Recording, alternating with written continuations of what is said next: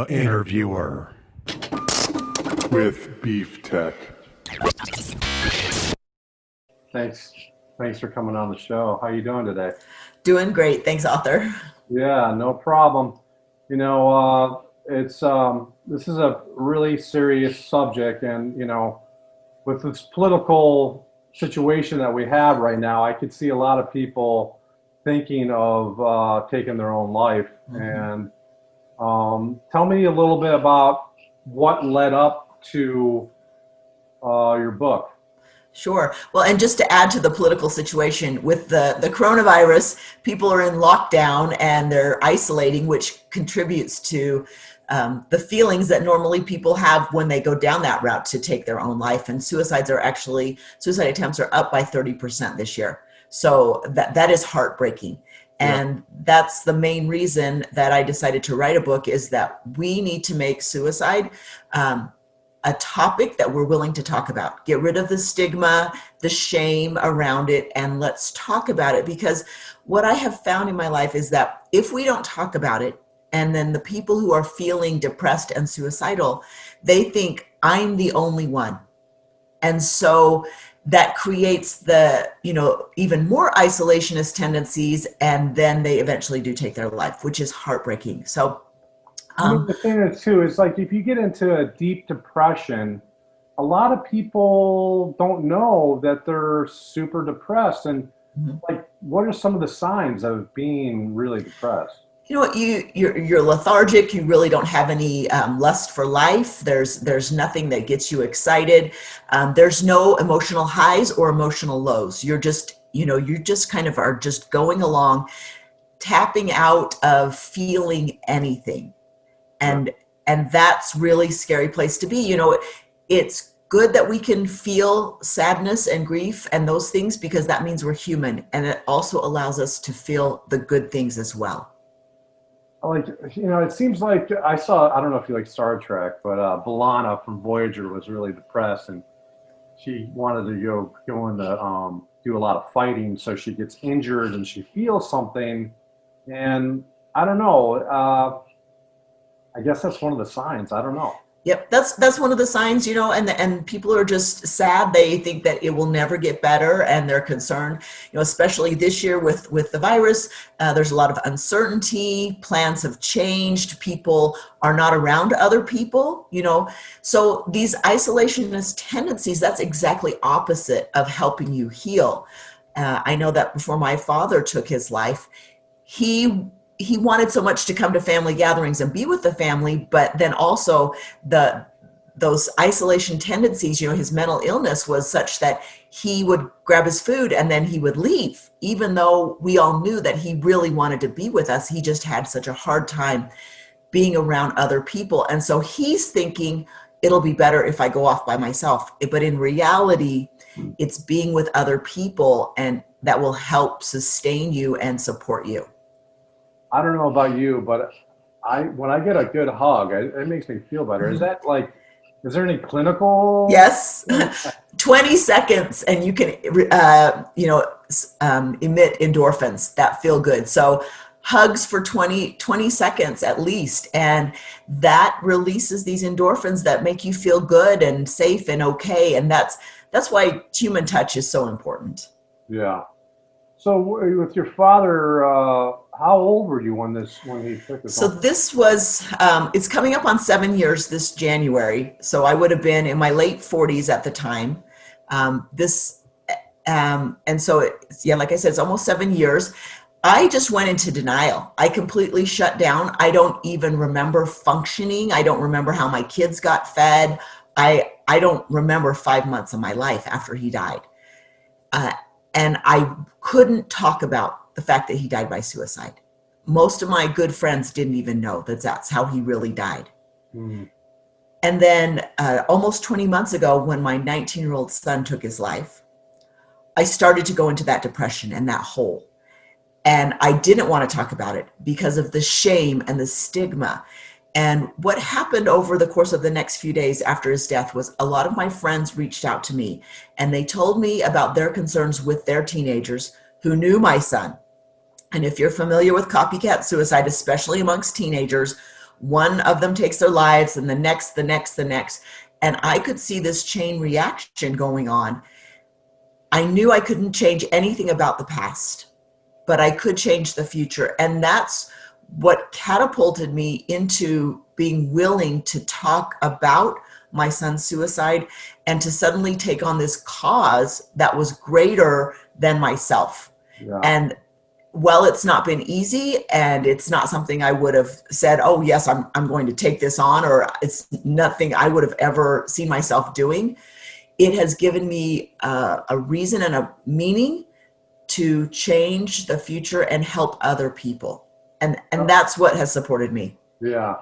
So when this was happening, both your father and your son, you probably, when you did the book,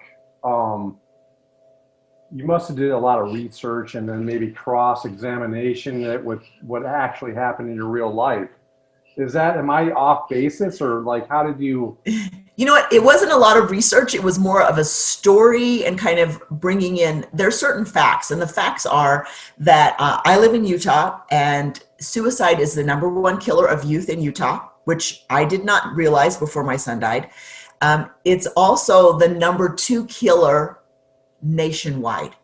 And, you know, you have your middle-aged to upwards, 45 to 60-year-old men tend to also be a high category. They're feeling a lot of stress, their inability maybe to support and care for their family, their identities tied up with their job, etc. So you have certain groups who are more susceptible to suicide, and both my father and my son fell into those two groups. So I did a little bit of that, but it was more kind of my story.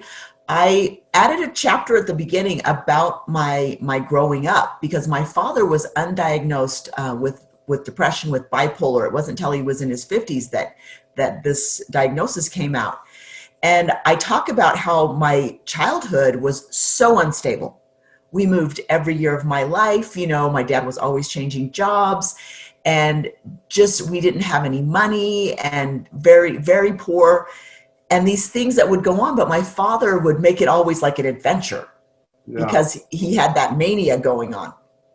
And so bipolar is highs, lows. Yes. Real yes. No middles, just highs and lows. Exactly. Yeah. And so when he'd get excited about something, it would be an adventure, and then there would be this emotional withdrawal where I knew he was there physically, but he was not emotionally present. He was not connected to his kids. So I'm the oldest of 7. I grew up, as did my siblings, with very detached emotions for my father. Yeah. Yeah, that's hard. Yep. Moving around like that when you're young too. It's kind of rough, because then was it still like in the same area, or did you have to be in different schools? Oh, different schools. I went to a different school every year of my life. Lived in 6 different states. Just the instability was incredible. And it's just because he was trying to run after these demons, always searching for peace and never really finding it. And so now I can see that.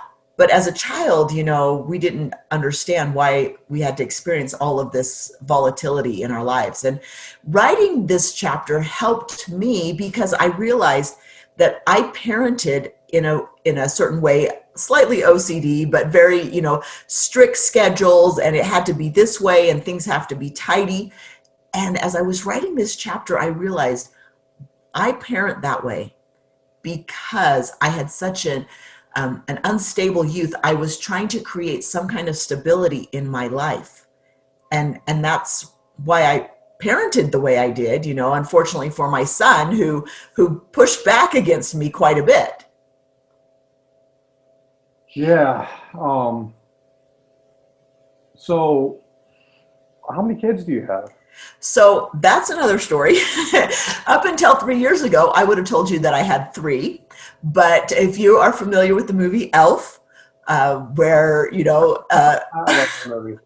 It's an awesome movie. My husband, who's from New Orleans, got a call about 3 years ago. And a young man that was 27 called and said, "I think you're my daddy." And we did some DNA tests. And yes, he was his daddy. What? Yeah. Oh, oh, he's so in trouble. It was long before he met me, right?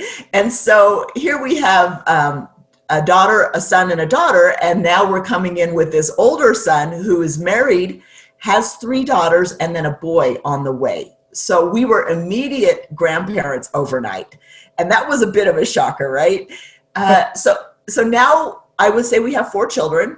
One of the boys is in heaven; he's not here, but we've also gained 4 grandchildren.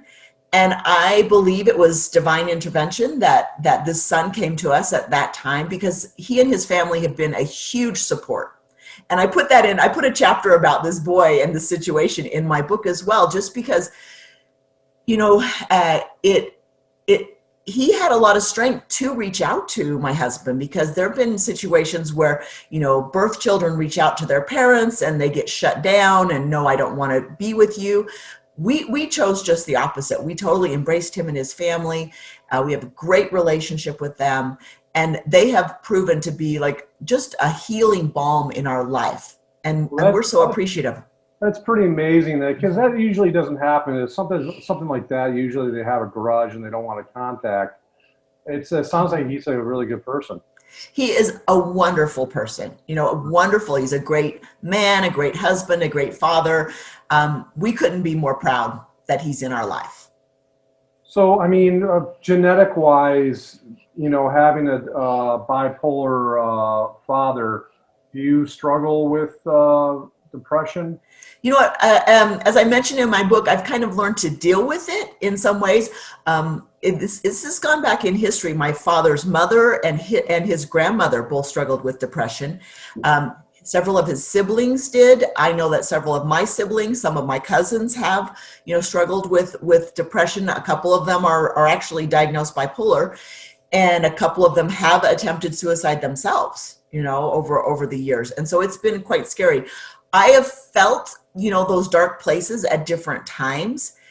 Fortunately, I never came up with a plan to kill myself, which is a huge indicator that there's much more significant things going on, right? I think a lot of us, sometimes feel like, I wish it would just be over. It's too hard.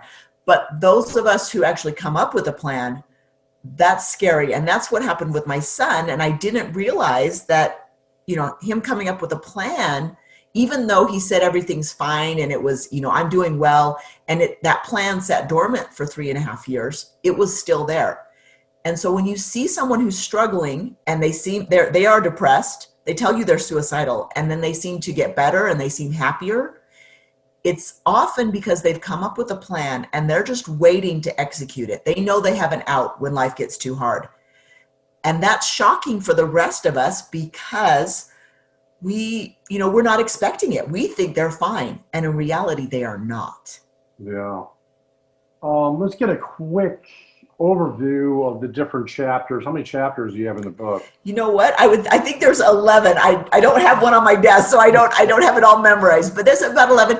It's a pretty quick read. I made it so that it's engaging. It helps you to think about things in your own life with your relationships. Are your parents struggling maybe with your relationship with your children?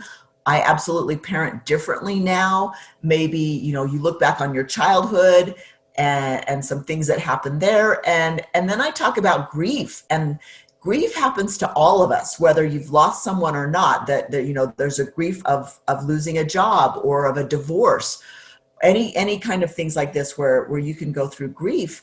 And I talk about how my family grieved, how we were in different stages of grief, how we had to allow each other and respect each other wherever we were. And so these are the things I bring up. I also talk about, how suicide is an epidemic, and we need to be more aware and sensitive and talk about this. Yeah. Let's, I like to hear, let me get three different examples how to try to get out of depression or a down. Like, besides a hug, what else can you do? Yeah, so you're right. So touch, the hug, thinking, I would say gratitude. Gratitude raises your vibration, and it actually brings you as close to your higher power as you can possibly be. So being grateful, if we can start our day with one thing that we're grateful for that often sets the tone for the day and kind of helps us say, okay, it's not quite as bad as I think.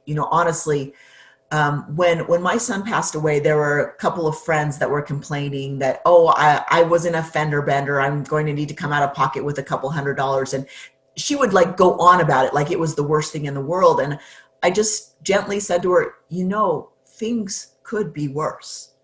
And that's sort of my motto now, is that it could always be worse. And just to put things in perspective and say, this is not the worst thing that could happen, and to show gratitude. So that's really important. To have interaction with other people, reach out. If you sort of have to quarantine and you're isolated, try to do Zooms. Texting's one thing, and voicemail is another, talking on the phone, but Zoom, I think, has been such a blessing because I can't touch you, but I can see you and you're a real person there, right? I think that helps. Maybe a robot. I don't think so. Okay. Just testing you. You got it. Any last ideas you want to talk about? You know what? In the last 20 months, I've really done a lot of research into what are the resources out there. Where can parents go?